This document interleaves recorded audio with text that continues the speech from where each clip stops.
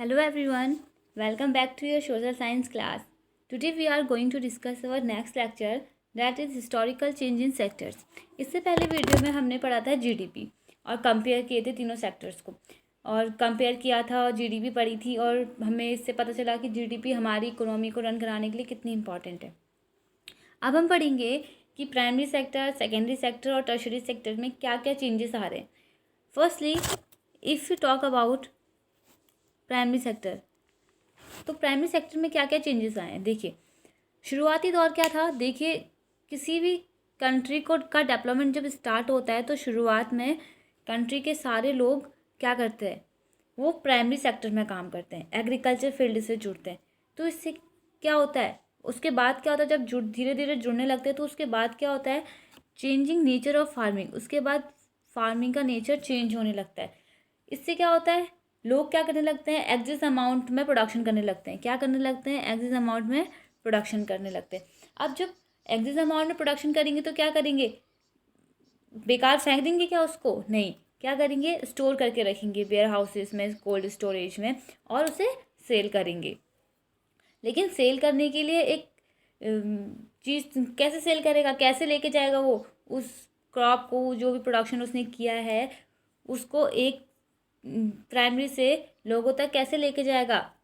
वो एक service provide करवाता है। प्राइमरी सेक्टर भी एक सर्विस प्रोवाइड करवाता है। कैसे, emergency of the services through the transportation.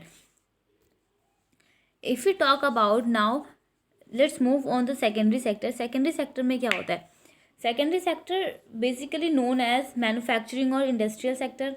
तो लोग क्या करते हैं ना, प्राइमरी सेक्टर के जो कुछ लोग क्या करते हैं, सेकेंडरी सेक्टर में मूव करते हैं। Means movement of the people into factories, movement of the people into the factories. क्यों? रोजगार पाने के लिए, रोजगार पाने के लिए, ताकि उनकी लिवलीहुड चल सके, उनका स्टैंडर्ड ऑफ लिविंग अच्छा रहे। इसीलिए क्या करते हैं वो लोग, एग्रीकल्चर फील्ड को छोड़ के सेकेंडरी सेक्टर में आते हैं। Secondary sector means manufacturing sector में आते हैं। वहाँ लोग क्या करते हैं, प्राइमरी से सेकेंडरी में मूव करते हैं इनटू दी फैक्ट्रीज। और क्या करते हैं, वहाँ जाके फैक्ट्रीज में मूव करते तो क्या करते हैं, प्रोडक्शन ऑफ गुड्स का प्रोडक्शन करते हैं। इससे क्या होता है, अगर गुड्स का प्रोडक्शन करेंगे, जितनी ज़्यादा गुड्स का प्रोडक्शन होगा उतने लोग भी तो चाहिए होंगे ना। तो ये क्या इंक्रीज़ करता है, एम्प्लॉयमेंट। प्रोडक्शन भी करता है गुड्स का और एम्प्लॉयमेंट को भी बढ़ाता है। Now let's move on the tertiary sector. Tertiary sector में क्या होता है, टर्शरी सेक्टर एक डेवलप कंट्री की इम्पोर्टेंस को बढ़ाता है। टर्शरी सेक्टर क्या करता है, एक डेवलप कंट्री की इम्पोर्टेंस को बढ़ाता है।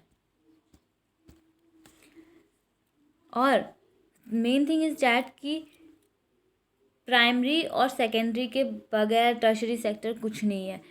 इसीलिए primary sector tertiary secondary sector पे डिपेंड है, सेकेंडरी सेक्टर टर्शरी सेक्टर पे डिपेंड है। हम ये कह सकते हैं कि तीनों सेक्टर एक दूसरे पे इंटरडिपेंडेंट हैं। I hope you understood this topic कि प्राइमरी सेक्टर में क्या क्या चेंजेस आए, सेकेंडरी सेक्टर में क्या क्या चेंजेस आए और टर्शरी सेक्टर में क्या क्या चेंजेस आए। Now let's move to the next topic. देखिए, अभी हमने ये पढ़ा था कि क्या क्या चेंजेस आए हैं। अब हम इसे ग्राफ के तरीके से पढ़ते हैं। अब इसमें बात कर रहे हैं ईयर 2003 एंड 1973। अब देखिए, 1973 में क्या था, प्राइमरी सेक्टर ज़्यादा है, प्राइमरी सेक्टर की वैल्यू ज़्यादा है देन टर्शरी की, देन सेकेंडरी की। इसी तरीके से अब आज की 2003 की बात करते हैं तो टर्शरी सेक्टर सबसे ज़्यादा इम्प्रूव हुआ है। टर्शरी सेक्टर सबसे ज़्यादा इम्प्रूव हुआ है then the other sector, primary sector भी और टर्शरी सेकेंडरी सेक्टर भी। लेकिन क्या चेंज आया है, सबसे मेन चेंजेस क्या है कि जो टर्शरी सेक्टर है उसने अपने आप को बहुत इम्प्रूव किया है, उसकी वैल्यू इंक्रीज़ हुई है, उसकी इम्पोर्टेंस बढ़ी है। कब? 2003 में। यही हिस्टोरिकल चेंज है कि टर्शरी सेक्टर की इम्पोर्टेंस बढ़ चुकी है आज की डेट में।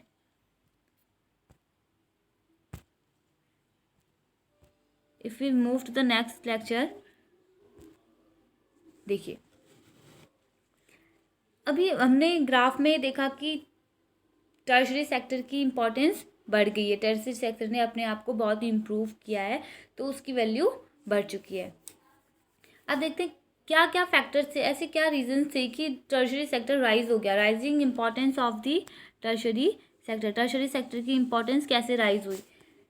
देखिए टर्शरी सेक्टर तो पहले से पता हमें कि टर्शरी सेक्टर क्या है, एक सर्विस सेक्टर है जो कि हमें एक सर्विसेज प्रोवाइड करवाता है।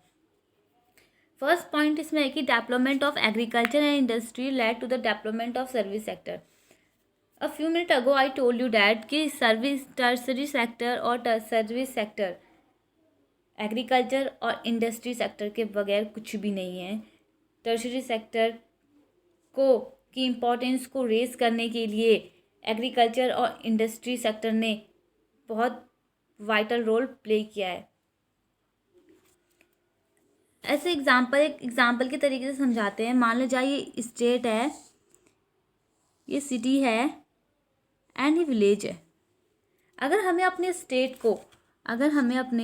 स्टेट को डेवलप करना है तो सबसे पहले हम क्या डेवलप करेंगे, किस चीज़ में फोकस करेंगे। जो चीज़ सबसे छोटी होती है, अगर हम छोटी चीज़ को डेवलप करेंगे तो वो खुद ब खुद बड़ी बन जाएगी।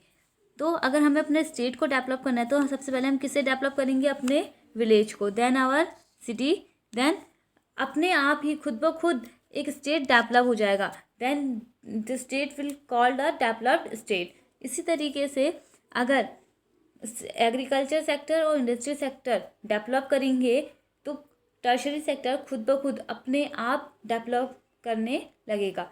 एक मेन रीज़न यही है कि एग्रीकल्चर और इंडस्ट्री सेक्टर अपने आप को डेवलप कर रहे हैं, तो टर्शरी सेक्टर की इम्पोर्टेंस रेज हो रही है। Now move to the next point, that is several services are basic services. Government has to take responsibility for the provision of these services. अब example education, hospital and police. देखिए tertiary sector में क्या आते हैं, services तो provide करवाते हैं लोग, लेकिन उसमें कुछ ऐसी सर्विसेज आती हैं जो लोगों की बेसिक नीड होती हैं। अब वो बेसिक चीज़ें हैं, वो चाहिए एक इंडिविजुअल की लाइफ में होना बहुत ज़रूरी है। तो वो जब बेसिक चीज़ चाहिए होगी, अगर बेसिक चीज़ चल रही है, वो डेवलप हो रही है, तो टर्शरी सेक्टर अपने आप में खुद ब खुद डेवलप हो जाएगा। जैसे कि और इन सब जो बेसिक नीड्स होती है, बेसिक सर्विसेज होती हैं पीपल्स की, ये किसकी रिस्पॉन्सिबिलिटी होती है, गवर्नमेंट की। गवर्नमेंट की रिस्पॉन्सिबिलिटी होती है कि पीपल्स की बेसिक सर्विसेज को पूरा किया जाए। देखिए जैसे कि education is very important to everyone. चाहिए without education we can't do anything. Hospitals भी चाहिए, police force, everything. They are many examples which are the basic services.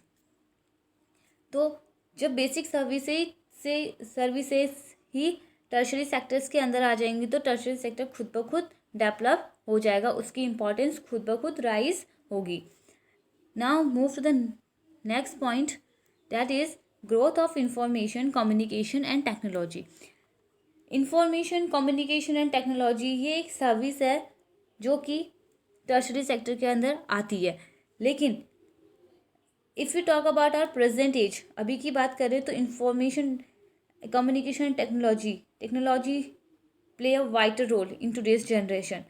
Technology इतनी बढ़ गई है, जब टेक्नोलॉजी बढ़ गई है और टेक्नोलॉजी टर्शरी सेक्टर के अंदर आता है, अगर टेक्नोलॉजी बढ़ गई है तो टर्शरी सेक्टर के अंदर आता है, तो टर्शरी सेक्टर खुद ब खुद रेस होगा, उसकी इम्पोर्टेंस खुद ब खुद रेस होगी। लेकिन एक हम कह सकते हैं कि not all services growing well. जिस तरीके से टर्शरी सेक्टर ग्रो कर रहा था उस तरीके से और सेकेंडरी और प्राइमरी सेक्टर ग्रो नहीं कर रहे हैं, as we can see on the graph. जिस तरीके से टर्शरी सेक्टर ने ग्रो किया है उस तरीके से प्राइमरी और सेकेंडरी सेक्टर ने ग्रो नहीं किया है। Now let's move on the next topic. Okay, now there are some questions. First question is that name the sector in which the natural product are changed into other form. Other form में कब change होते हैं? That is primary sector, secondary, tertiary और all of the above. that is secondary sector. Second question is, name the sector which help us in development of primary secondary sector. कौन सा sector primary और secondary को develop करने में मदद करता है? That is tertiary sector. Third question is, give one reason for rising the tertiary sector in India. Tertiary sector के राइज होने में कौन सा एक रीज़न सही है? There is no formal process, there is no fixed working hour, development in agriculture and industrial sector, or all of the above. The answer is development in agriculture and industrial sector. Next question is, which of the following industry is known as sunrising industries? Which industry is known as the sunrising industry? Sunrising मतलब जो उभरती हुई आ रही है, उभर रही है आजकल. That is information and technology. क्योंकि information and technology IT sector ने प्रेजेंट एज में बहुत डेवलपमेंट किया है, अपनी इंपॉर्टेंस को बहुत रेस किया गया है. We can take the example of lockdown. In lockdown we are doing study while sitting at the home by online classes, by Zoom meeting. That is